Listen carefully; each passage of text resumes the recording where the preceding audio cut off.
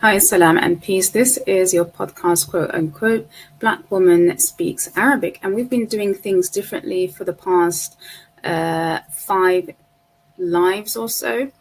And I've been bringing to the table an opportunity for you to engage with an interactive Arabic speaking session in my online workshop titled The Arabic Lounge. And before the Arabic Lounge, you are given also the chance to prepare for it so that you're not encountering the experience for the first time, the content of the experience, and you are able to download a PDF that I've put together for you with useful phrases, even if you are a beginner in the Arabic language. It has transliteration, translation, and then in this live, you get to hear the pronunciation where you can follow along. So on watching the replay, do take full advantage of the stop, pause, and rewind button so that you can hear it over and over again. Try grabbing your the microphone of your mobile phone and listen to yourself, record, replay it, listen to it, and compare. So that's a tool that I'm providing for you as a Black female professional if you are working alongside or with charity organizations that work with or alongside Arabic speaking asylum seekers / refugees. You could be in housing, you could be in the council, you could be for mother and child organizations. It does not matter. You could simply be a woman of African heritage looking for a safe space to engage with other women who look like you and get that Arabic speaking, that Arabic learning experience out of your mind and into the open, practicing what is up there in your head and just allowing yourself to make those mistakes and learn how it works when it's out there.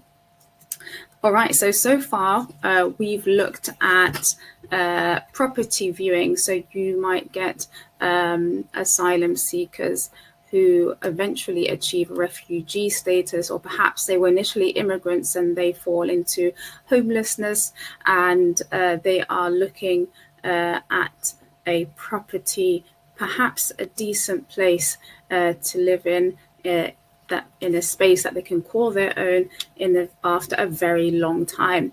And then we looked at a home visit, an age assessment. I've had and come across as one that, besides being a community interpreter, another thing I do is teach English to non-native English speakers, and I get my colleagues are always often surprised at how the youth, Arab youth or Middle Eastern youth, they look, the males, they look really big for their age. And so they have something here called an age assessment. We also looked at adjusting to life and moving into the UK, child rights, child protection, and send children, that's special educational needs.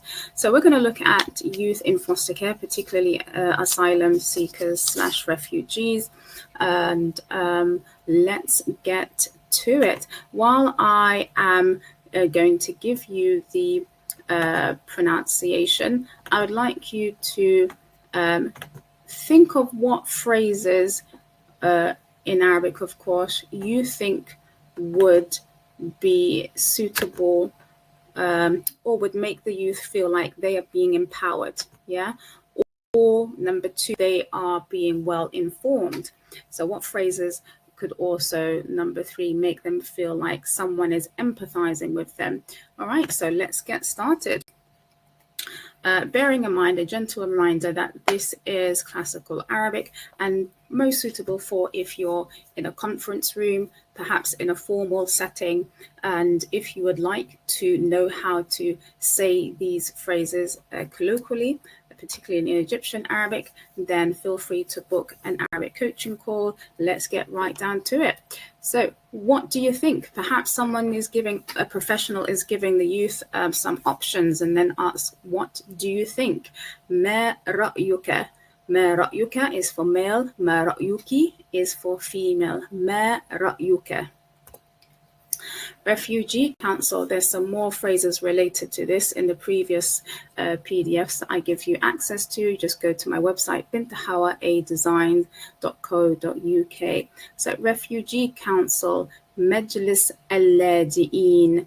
Majlis coming from the word jalasa, to sit, when people come together to sit down, like in a council. It's called Majlis. Council is called Majlis al-Laji'in, the Refugee Council. Asylum seeker, Talib Luju. Interestingly enough, Talib is someone who requests, actively makes a request. So requests refuge, and thus in English we say asylum seeker. Interestingly enough, if you also have a look at the word al-Laji'in, or the refugees, and the word luju, they have a similar root word, laji or luju, and here is laji or luju. And so when someone is seeking refuge, we say talib luju, but once they have achieved refugee status, you take out the talib, a person who is requesting refuge, and you just call them laji or refugee. Moving on to housing situation. So the professional might want to inquire about other members of their family. If they are unaccompanied, but perhaps they were accompanied, but perhaps they split up at some point in the journey to seek asylum, and perhaps they just want to check in on the youth and ask about their housing situation. Wada sakani, sakani coming from second or housing. Wada sakani.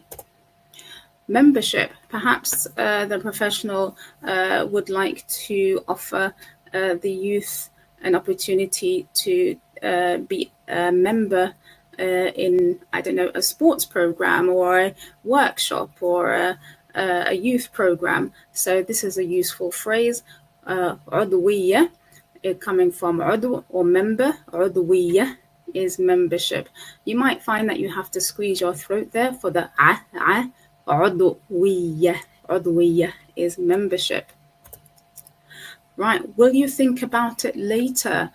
So perhaps the professional would give an option to the youth, and they might refuse it at that moment, but so that the youth knows that that door is open, this is a useful question. هل ستفكر في هذا الأمر لاحقا.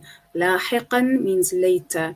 في هذا الأمر, in this matter. هل ستفكر, will you think. في, in, هذا الأمر, this matter. لاحقا, later. هل ترغب في, would you like to. هل ترغب في. ترغب comes from the word رغبة, or desire, or to wish, or to want. هل ترغب في. Next. لم أكن أعلم, I didn't know. لم أكن أعلم. Now, just so that you get a taste of Egyptian colloquial Arabic versus classical, here I don't know. In Egyptian classical Arabic, they could perhaps say ما كنتش أعرف. ما كنتش أعرف, I didn't know. أعرف coming from عرفة, meaning to know, similar to أعلم, to know. So see how different it is. So لم أكن أعلم, classical, versus ما كنتش أعرف. It is so different. I don't mind. أنا لا أمانع. أنا لا أمانع. Now, perhaps differences in state of mind where culturally, here I'm in the UK, and perhaps someone is giving you or making you an offer and you say, I don't mind, it's not a biggie for me. But when you've got a youth who is also a minor and you're giving them options, you might wonder if when they say, I don't mind, well, I did as an interpreter, and my role is to be impartial, so I'm not allowed to express it. But we might wonder is it because they've been exposed to trauma, they've had a traumatic experience, and they're pretty much numb. They've developed a certain numbness because of the hardship, and perhaps feeling indifferent, and perhaps even scared. And in this case, I wonder if they need encouragement, or perhaps someone that they can open up to, and receive that reassurance, so that they can open up to their aspirations and look forward to being safe, and have a future that they can look forward to. Moving on, أفضل, I prefer.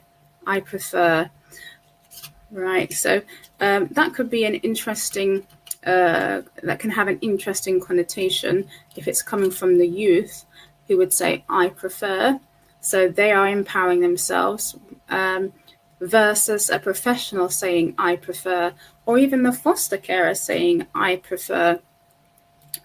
So moving on, don't worry about these things. لا تقلق بشأن هذه الأشياء. لا means no. تقلق, coming from قلق, to have, to be worried. لا تقلق بشأن, with regards, بشأن هذه, these, الأشياء, things. لا تقلق بشأن هذه الأشياء. هل تسمعني? If you are encountering the youth online, you might have technical issues, and you can then ask this question, هل تسمعني? If, God forbid, the youth is perhaps overwhelmed and falls into unconsciousness, and you're trying to bring them back to their consciousness, and you might use that phrase, هل تسمعني? That's for male. For female, هل تسمعيني? All right. Do you understand my dialect? All right. So there are many Arabic dialects out there, and as an interpreter, it's really important that that both I and the service user can understand each other. Because if we don't, then it can cause frustration, especially if they are going to talk about sensitive issues that could evoke heightened emotions, and asking them to repeat, or them asking me to repeat, that can interrupt the efficiency of communication.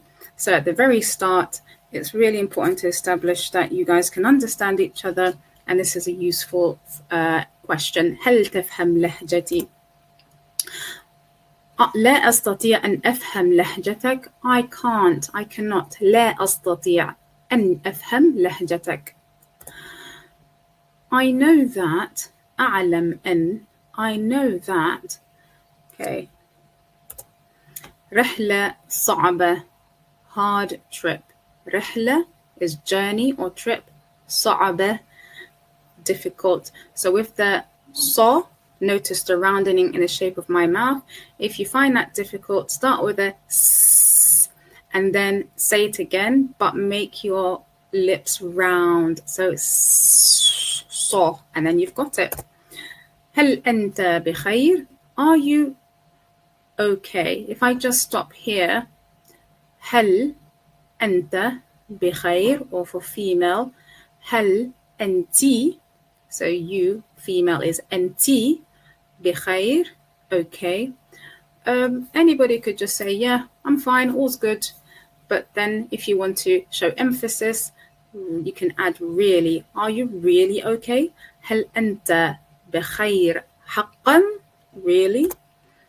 إذا كنت تريد أن. If you want to. إذا كنت تريد أن. Right, the word for foster carer, we've got مربية, which can also be used simultaneously with a nanny. So someone who looks after children.